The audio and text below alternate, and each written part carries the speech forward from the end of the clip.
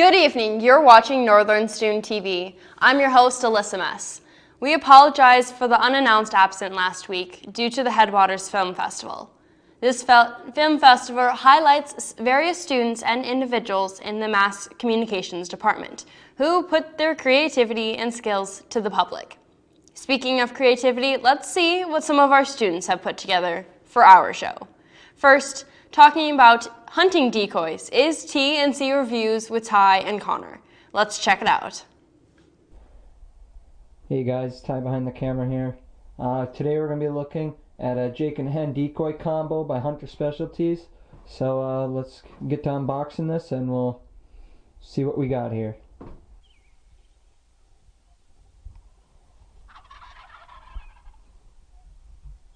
So first off, we're going to unbox this. Here's the packaging for it. But there's two decoys in here. Give me a sec.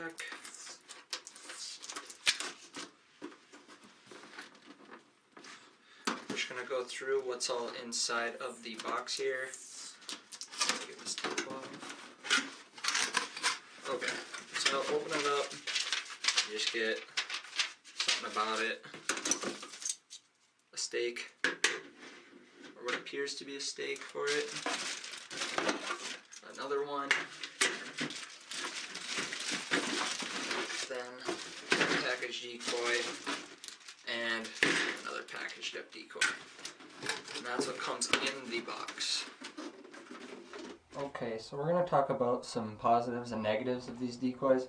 So, just as a disclaimer, I have not actually used these hunting, so this is not a video about effectiveness. This is more about just the products themselves. So, after opening them up and looking at them, the hen popped out pretty nice. It's not collapsing in and fully expanded. The Jake decoy is having a little bit of troubles expanding. It doesn't seem to want to stay there, but sometimes what you can do is just put a stick inside here and it will just keep it out. Another thing that I found positive with these is just overall the structure. You can tell that they're a heavy material, which is really good. A negative that I found would be that I don't really like the beard. I don't think that the beard is impressive by any means, which I know some decoys go for that. I personally am not a fan of that. The biggest thing I have an issue with is the stake. I'm not a fan of this stake. There's no lock-in, so it's really easy to lose a stake. The weight keeps it from spinning. That's what that was their goal. So it does stop it from spinning on the stake. The decoy looks good in the wind, but it's just nothing that's... I'm not a huge fan of the stakes themselves. So comparing these Hunter Specialty decoys to other decoys I've used, I think some of the other decoys I've used expand a little better. I haven't had much heat though, so it's hard to get on there and open these up. But other decoys I've used have pretty similar patterns. They look good, but most decoys nowadays do look good. It's hard to find one that is actually of bad quality. Other decoys I've used, primarily with the Jake decoy, had a little bit better beards in my opinion. And as for the hen, you can put this in breeding position, which not every hen can do that. This one lays really nicely on the ground, and the stake actually allows you to stake it in from the middle portion, and it goes into the ground really nicely. Stakes on my other decoys, they seem to stick better together. And they lock together so that way you don't lose them when walking out to the field. So that's another thing that I wasn't a huge fan of with this. But other than that though, I mean they're pretty similar to other decoys that I've used. So overall, I think they're really nice decoys. I'd rate them about a 7. These are about the same quality as probably like Primos, Mad decoys. They're not as high quality as Avian X, but for the price point, you get 2-in-1 package. The decoys are pretty good quality.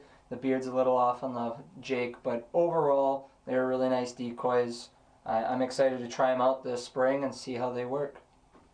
And so we got this time for our review, Jake and Hen Decoy Combo by Hunter Specialties. Really excited to get out in the woods and use this. If you guys got any other products to be reviewed before this turkey season or during it, let us know in the comments. Follow us on Instagram and subscribe to YouTube for more content. Thanks for watching, guys. Up next, we talk all things BSU sports in Sports with CJ. Spring sports are getting into full swing for the Beavers. Hello everyone, for NSTV Sports, I'm CJ Baumgartner.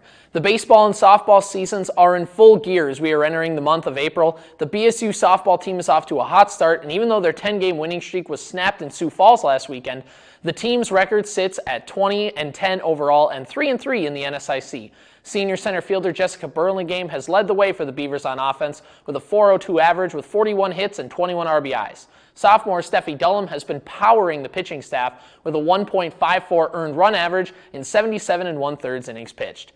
They will hope to continue their good play as they are just entering the NSIC schedule. The home series this week against St. Cloud was moved to St. Cloud, and the series against Finlandia was canceled, but the Beavers have a couple series over the weekend, facing MSU Moorhead on Saturday and Northern State on Sunday afternoon. Best of luck to the softball team this weekend. Moving on, the BSU baseball team has not gotten off to the start they were hoping for in the 2019 season. The team found their way to snap the 15-game losing streak with a 6-4 win against Concordia St. Paul, but have lost 5 in a row after that and has an overall record of 2-20 so far in the season. The Beavers were swept in a 4-game series last weekend against Wayne State down in Mankato, getting outscored 41-2. The BSU baseball team hopes to turn around their luck, but it's unclear if they'll be able to do it at the BSU baseball field, as the field is still questionable for baseball here in early April. They are scheduled to play a 3-game weekend series against Sioux Falls with a doubleheader on Saturday and a final game on Sunday, but we'll see what happens with the weather. For any updates on the weather and schedule changes, go to bsubeavers.com for any updates on the schedule for any sport coming up this spring.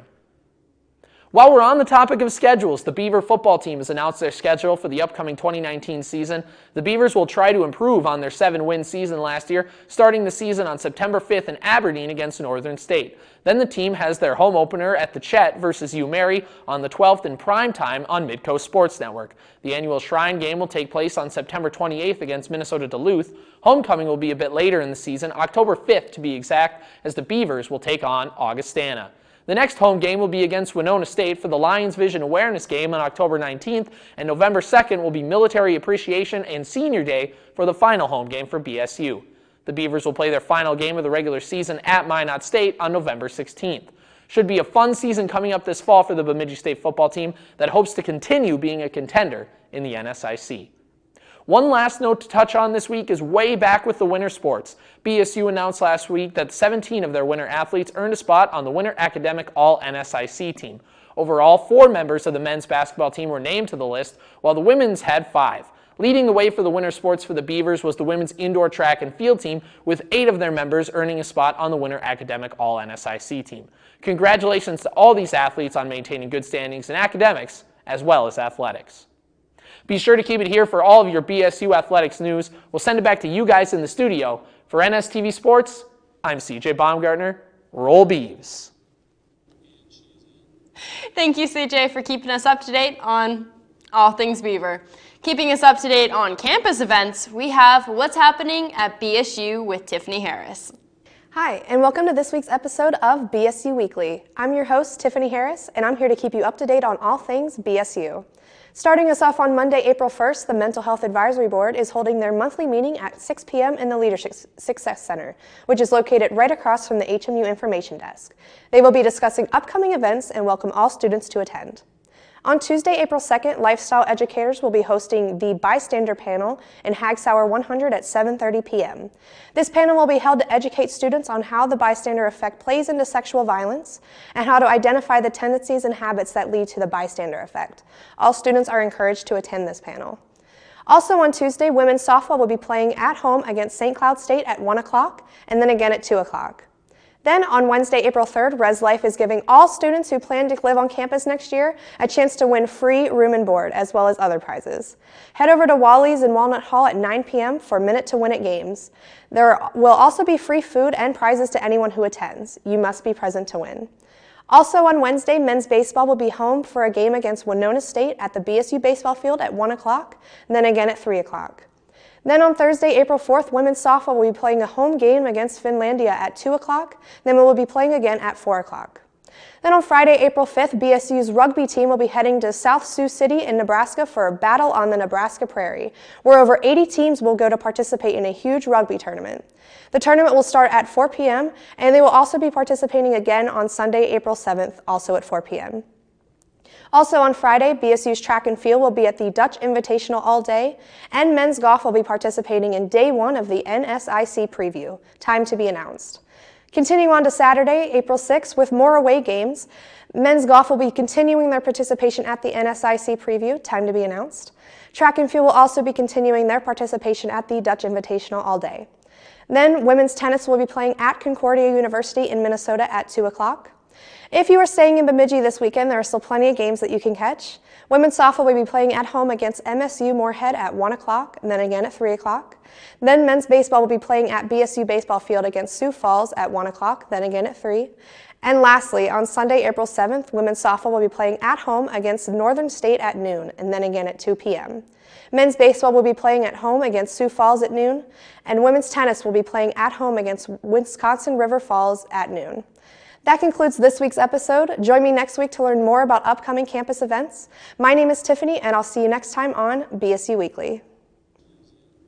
Joining our team and adding his name to our list of segments is What to Do Bemidji with Andy Kuchera. Let's find out what he is doing.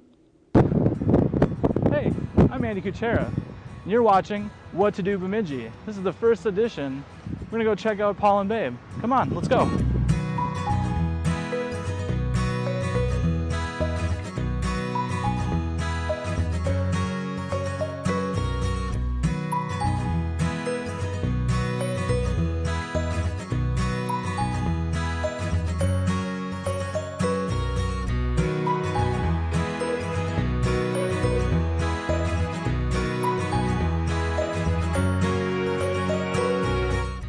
Bemidji is the first town to adopt Paul Bunyan as their mascot.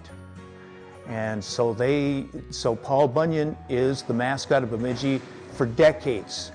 Everybody wanted Paul Bunyan after Bemidji had started the fad.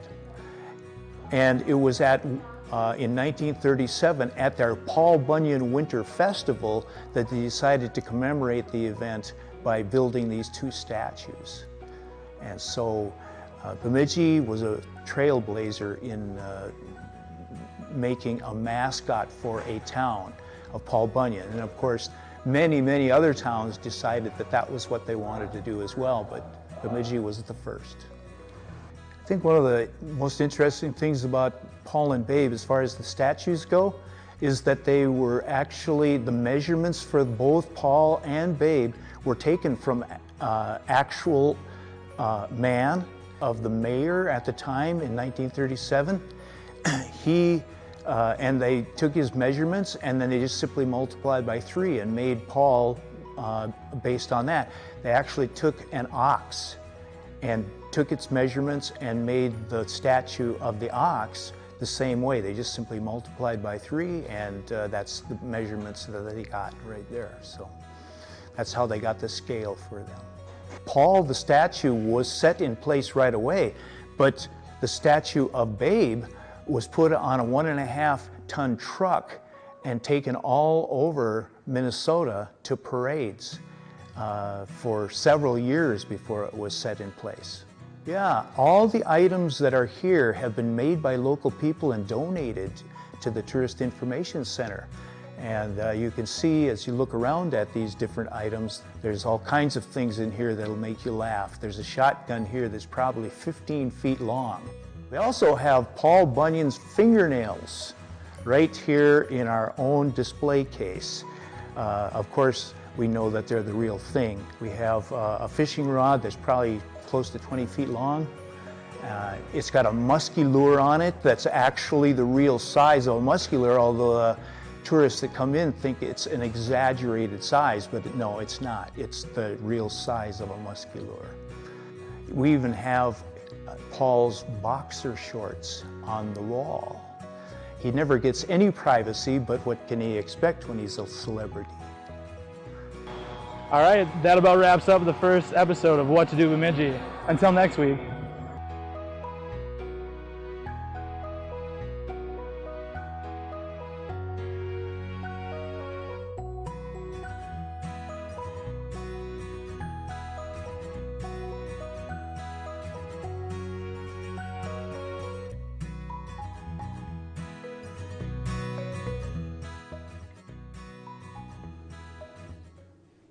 Wrapping up our show tonight is the Mack Sisters, covering movie reviews with the footage from the Headwaters Film Festival.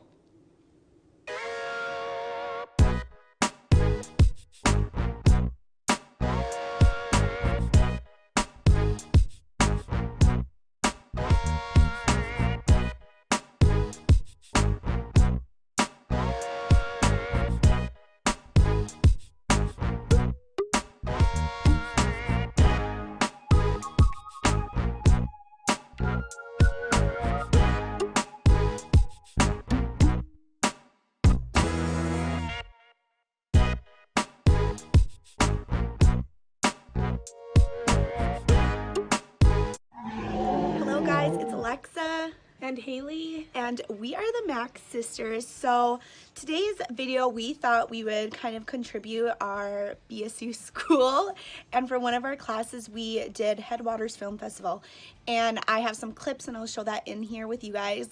And so what that is, it's a class that we took, and you literally kind of organize and promote this film festival, and it's made by students our age, so people from like Colorado and Moorhead, and we watched Europe films, and this year's theme was Jurassic Park, and so we thought we'd just answer some fun movie questions. So Haley, what is your favorite kind of genre of movie? I kind of like the comedy or romantic movies. What about you? I really like action and Marvel. Like kind of opposite genres for movies, but We do. yeah. So if you could be with any celebrity in a movie, who would you be with? Like anyone, even if they're not movie stars.